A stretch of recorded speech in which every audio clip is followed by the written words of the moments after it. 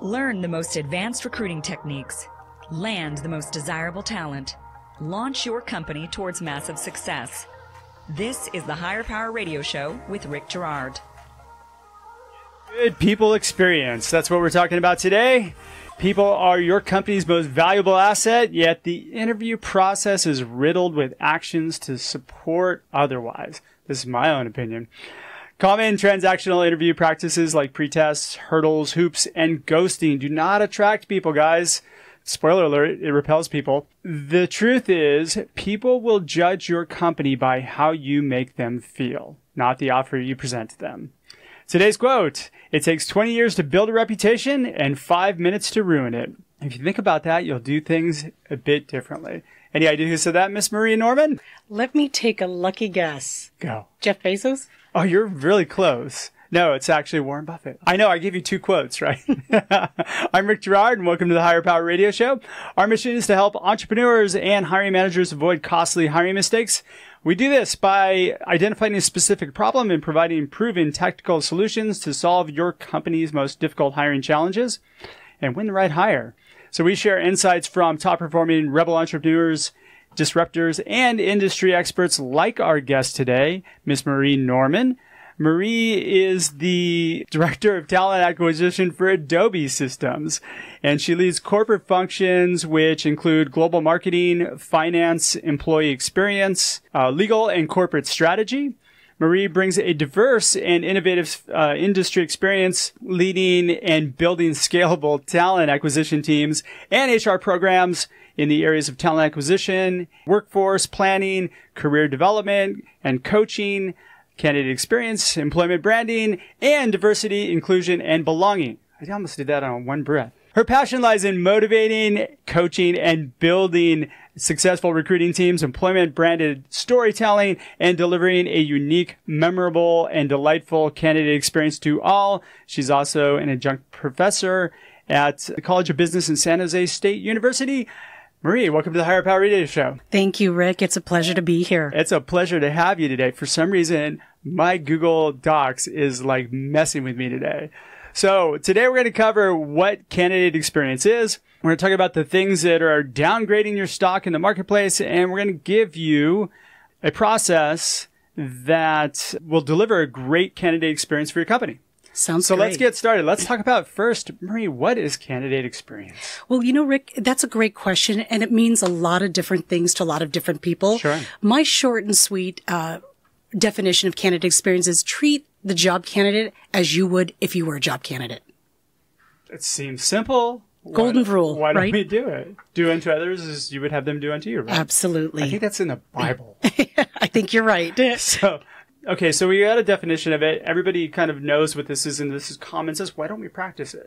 I think there are a number of different reasons why, Rick, and I think to start with, there is this misnomer that the candidate experience sort of starts and ends with the recruiter. Right? So the talent acquisition team, since the recruiter is responsible for the first point of contact, or seemingly so, and also the last point of contact when a candidate either gets an offer or is told gently that they're not going to be moving forward in the process. Sure. There seems to be this thought that it stays and remains the sole responsibility of the recruiter, when it is actually much more encompassing than just a single individual or entity. Yeah, it's much bigger than that. It's actually the hiring manager and the hiring team and everybody who's in touch with that person. That's right. And that's also inanimate, inhuman elements such as the ATS, right? The job posting. Where does management come into play on this one?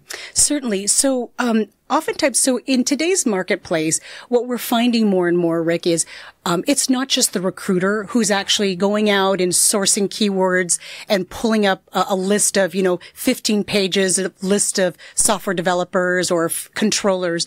What we're seeing more and more is the use of social media being utilized by hiring managers, right? And also the encouragement of talent acquisition professionals, recruiters, right? As we know them today, recruiters, to actually be encouraging the employees, the hiring managers especially, to tap their networks in LinkedIn and otherwise and be able to be a recruiter and serve that. And because of that, migration towards really everybody is a recruiter mentality and everyone should be a recruiter within an organization. hiring managers' responsibilities are actually far more greater in terms of really owning the process from the beginning to the end. And because of that, that's where the candidate experience, the sort of the awareness of the role that a manager plays, and the reason why candidates want to go to a position is normally because of the opportunity and also the person, the manager, the leader that they're going to be reporting to. I think you hit the nail on the head there. I mean, people join companies because they like the people they're going to work with. Absolutely. Not necessarily always because of the offer. Correct. Yeah. Managers need to take a more active role in this process. That's right. I think that's what we're looking at, right? How do we change that mentality that it's not just the responsibility of one person? It's the responsibility of everybody. Yeah, again, a really insightful question. And a question that's really important, I think, for organizations to understand, again, not just the talent acquisition, but this is leadership included. It's really acknowledging first that what kind of issues is your organization facing, especially when it comes to the area of talent acquisition and attraction? You have to look inward and be very honest with yourself. Are you able to attract the right kind of talent, right? The individual's pool of applicants who are not only diverse, but also qualified, that they're qualified for the roles that you have, whether they be niche positions or positions where you're going to have an abundance of them, right? You're going to be looking to hire a team of developers, right? Maybe not with necessarily niche expertise, programming expertise, but you're going to need to hire teams of them.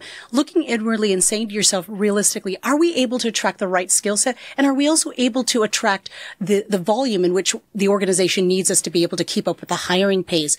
Once you identify whether or not truthfully that you are able to attract or you're not. And oftentimes the answer to that question is, especially in this really competitive marketplace, is that no, we're not able to keep up with the pace. No, we're not attracting the right skill set. That's why we're spending longer times to fill, right? And also that attrition rates are going up because of that.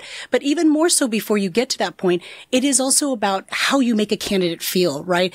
It is imperative if you are a recruiter listening to this podcast, to this interview right now, and the only technique that you're utilizing is really sort of the post and pray, as we put it, back in those days, right? Oh, when we started 20 years today, ago, right? The post and pray. If you're not out there forward facing, you're not actively branding, you're not proactively engaging the business to help, you're really going to fall behind, and you're going to fall behind quickly. And I think many of you understand the position that I'm expressing is because the candidate experience and how you make a candidate feel, regardless of the outcome, has a deep implication in how you're going to recruit them in a future role or others within their network and others like them for future opportunities and current opportunities. Yeah, that kind of goes back to our quote, right? I mean, it only takes a second to mess up.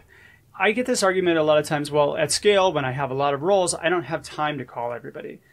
If you're relying on post and pray, you should be calling everybody that's, granted, you don't want to call somebody who's, working as a checker at CVS pharmacy for a coding job, right? Unless you've got something in there. But if people are close, you should be making a phone call as a recruiter. We're bringing back old school, right?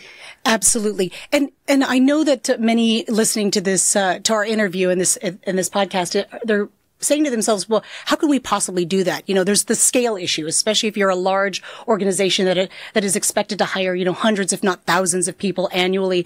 That's where technology comes into play. And I mentioned that earlier that, there are other elements of the candidate experience outside of just a recruiter, a hiring manager, a human that actually can either hurt you or help you in this process. Yeah. And so automation, automate wherever you can. If you have an ATS, if you're able to actually generate and create automatic responses for any resume that's been received or inquiries and have just some sort of an automated message saying that please send your inquiries down this path, or I'm sorry, we're not able to answer these questions. However, you divert them to some sort of a communication channel that will either allow them to have an answer to a question or at least let them know that they've reached a certain point in which they've reached the end of the road. The automated messages that are sent out, though, sometimes they're a little ridiculous.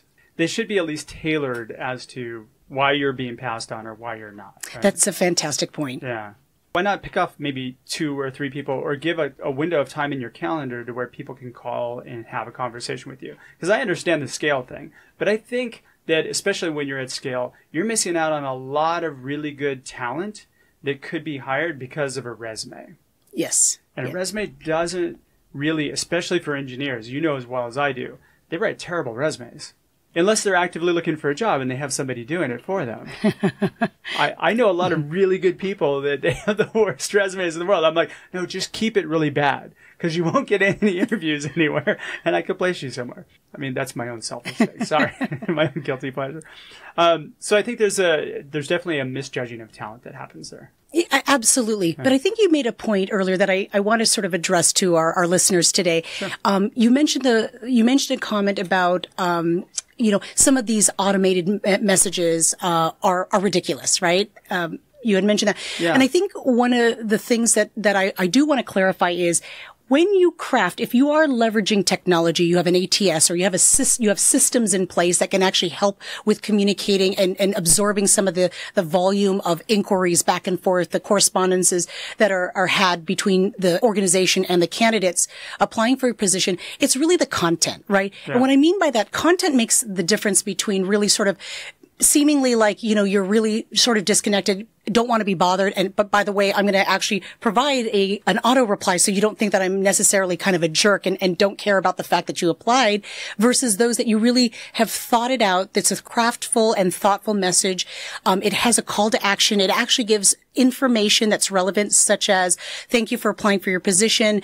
Please enable our talent acquisition team. We normally process every resume within a 2-week period. If after 2 weeks we do not contact you, please assume that we've either filled the position or we've moved on with more qualified candidates. You see the difference, Rick, in terms of the content, the information, the messaging, and really sort of a call to action, a timeline in which action will either be taken or not. People complain to me that they've spent a time, they've put together a resume, they've written a cover letter, they customized it, they spent a couple hours doing this, and they tailored it for the job description, then they send it in, nothing. And then 2 weeks later, they get an autoresponder, sorry, we're going to go with a more qualified person for the position. At least keep the door open for later on down the road, especially if you haven't given the person a call to find out really if they're any good. Yeah, and I think that's where, again, communication, right? You can still address that in a way without necessarily having to put tens of thousands of manpower in. Yeah. And one suggestion we've done at a previous company that I've worked for, where we were recognized for actually candidate experience and actually won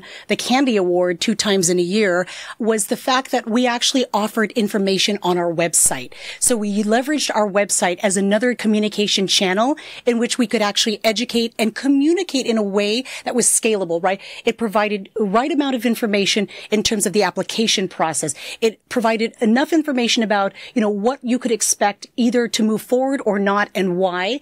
And it enabled also candidates to become a part of what we called a talent community group.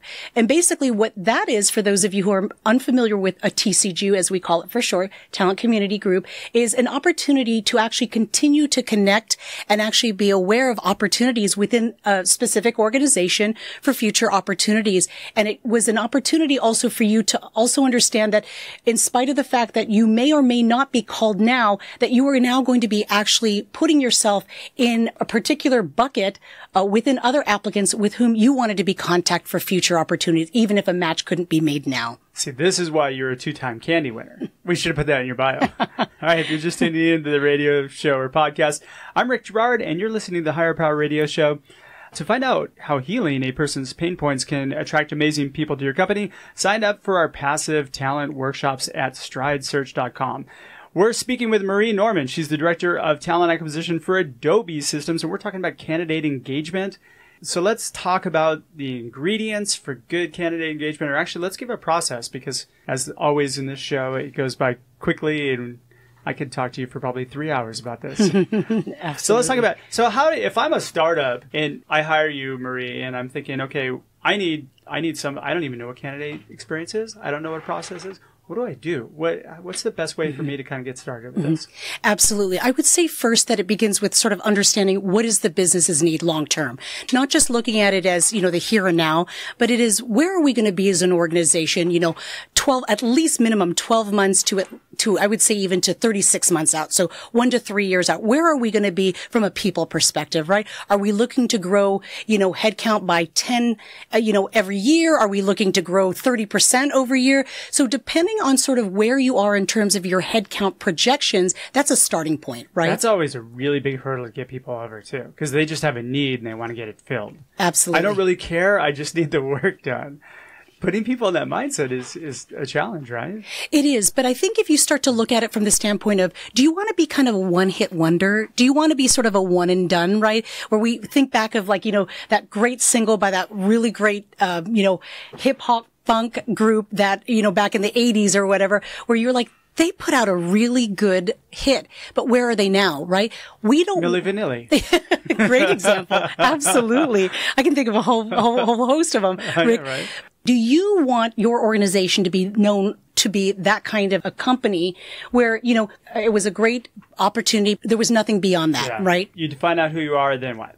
So finding out what you want and then being able to understand, okay, so where historically have we struggled to fill talent, right? Is it going to be in an area where we know that is critical and we're going to have an ongoing need, or are they going to be needs spread across the organization? And how difficult have we had? So historically looking back at the challenges you faced in trying to recruit that position, perfect example of metric is time to fill. If your time to fill shows it takes about 4 months to hire an admin, where typically we know that administrative positions are less challenging than, for example, technical positions are to fill, then we've certainly got a problem, and we have to start to look at what has prevented us from being able to do that. So planning. Absolutely. Okay. And if you don't know, there's a lot of good resources out there. What should they establish? So then it's also understanding sort of, okay, once you've committed, you understand, you acknowledge that there's a problem, and you've acknowledged the fact that it's actually linked to the kind of experience, right? You're not automating the process. The process is taking too long for a candidate to apply to a role, and you're seeing fallout ratios that are much higher than they should be. Then you commit to, okay, we acknowledge we have a problem. We concede that candidate experience is part of the solution to actually helping that. Then it's actually communicating the roles, right? Who is going to take an active part in actually helping to drive the candidate experience? Again, I've talked about the ATS technology.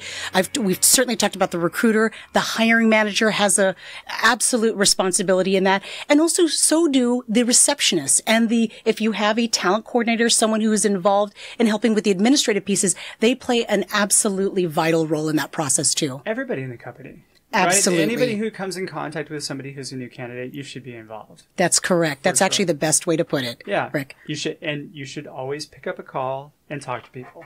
That's right. Anything else they need to lay out or put in process in order for them to attract people. So once you've actually identified the roles, you've actually empowered each of those individuals who are part of the process as to what their responsibilities are. It's actually repeating that, being consistent and doing that every single time. When in doubt, go back to basics. That was something I learned early in my career. Go back to basics. Call people. Yes. Talk to them. Mm-hmm. Absolutely. I think just closure and making sure that you communicate with people and let them know they are builds good candidate experience. Absolutely. Dropping the ball. And don't ghost. I mean, we say this all the time, but close the loop with people. People just want closure. If you don't give them closure, they're going to freak out and start leaving you bad Glassdoor reviews. Absolutely. If I can, Rick, I want to share a couple of stats that were actually pulled from a few different surveys. Actually, this particular survey was generated by Career Builder.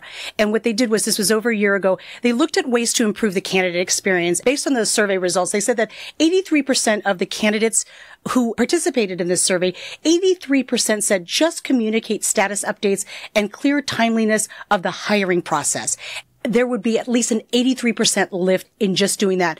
53% said communicate the job description more clearly to them. And 33% said just send an automated email after we apply. And that alone would actually make for a great candidate experience. So those are 3 really simple things to do. The job description is a whole other conversation, because sometimes I find people just copy and paste old job descriptions, throw them up, and then they're done. Like, there's that much thought that goes into it, right? All right, as we're wrapping up here, what are 3 takeaways that you can give the audience? So I would say, again, it's going back to what I'd call Marie's 3 C's. Okay. It's actually conceding that you know that the candidate experience plays a vital role. It's committing to it, and making sure that every single person, as we talked about earlier, hiring manager, recruiting coordinator, recruiter, receptionist, that they're all bought into the process and they know their role. And it's actually repeating this, being consistent and repeating this every single time to every candidate. And treat every candidate as if they're all passive candidates or referrals. Absolutely. You're going to have great candidate experience. Gosh, we're just about out of time for today's show. Marie, thanks so much for your time investment today, and I want to welcome you to the Higher Power Radio community. Thank you, Rick. It was a pleasure. Thank you, everyone. Yeah. Now, what would be the best way members of our team, if they want to work at Adobe or, anything else, how do they get a hold of you? Absolutely. You can actually apply online at www.adobecareers.com. I want to thank our listening audience for tuning in to this week's episode of Higher Power. Quick thanks to our team, our engineer, Paul Roberts, our producers, Andrea Ballin, Shanti Ryle, and Ayla Gerard. If you're listening to the podcast, please subscribe, review, and share. We love your feedback. After all, this show's for you, even though you may leave me mean feedback sometimes. I'm kidding. You can join the Higher Power Radio community at Higher, that's H-I-R-E, Power, P-O-W-E-R, radio, R-A-D-I-O.com. Or you can drop me a line at rickandstridesearch.com to learn about our passive talent webinars and workshops. Tune in next week. Our guest is going to be Matul Shah. He is the CEO of Demand Matrix. I'm your host, Rick Gerard, and you have been listening to the Higher Power Radio Show. Aloha. Thank you for listening to Higher Power with Rick Gerard on OC Talk Radio.